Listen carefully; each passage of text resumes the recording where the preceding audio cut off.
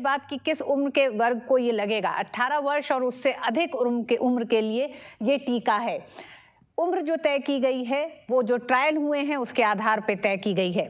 Covid टीके और अन्य किसी टीके के बीच 14 दिन का अंतर जरूरी है, यानी कि पहला डोज और दूसरे डोज के बीच भी, या फिर कोविड के टीके और किसी और टीके के बीच में 14 दिन का अंतर बेहद जरूरी है। कोविड टीकाकरण की दोनों डोज एक ही टीके की होनी जरूरी है, यानी कि कोविन या कोविशील्ड जो भी टीका पहले लगेगा उसी की दूसरी डोज भी अनिवार्य है, इसमें तब्दीली नहीं हो सकती है।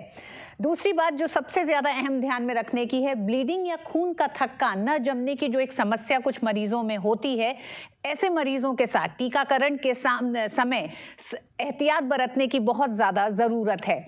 ये बहुत एक तरह से कह सकते हैं ये जो तय दिशा निर्देश हैं उसमें इसे रखा गया है। किसे नहीं लग सकता है टीका, ये इस पे भी एक नज़र डालते हैं। ट्रायल के वक्त कोविड के टीके से अगर किसी को एलर्जी हुई है तो उन्हें टीका दोबारा नहीं लग सकता है।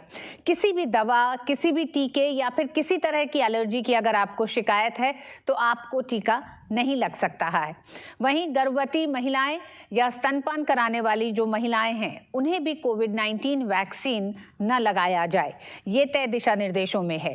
एक और इसमें एक हिस्सा है जिसमें 4 से 8 हफ्ते बाद जो टीकाकरण होना है, उनकी वो किन परिस्थितियों में 4 से 8 हफ्ते बाद टीकाकरण होगा। पहला है कि कोविड के लक्षण होने पे 4 से 8 हफ्ते के बाद ही टीका लग सकता है आपको। दूसरा, कोविड मरीज जिन्हें मोनोक्लोनल एंटीबॉडीज या फिर प्लाज्मा थेरेपी दी गई है उन्हें भी कोविड वैक्सीन नहीं दिया जाएगा। गंभीर रूप से बीमार या हाल ही में किसी बीमारी की वजह से आप अस्पताल में भर्ती हुए हैं, वहां से भर्ती से छूट के आए हैं, तो भी 4 से 8 हफ्ते का अंतर होना जरूरी है कोविड का टीका लगने के लिए।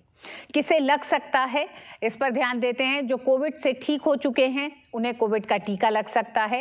हृदय या फिर कैंसर जैसी या इस तरह की गंभीर बीमारियों से जो पीड़ित हैं उन्हें भी कोविड का टीका लग सकता है।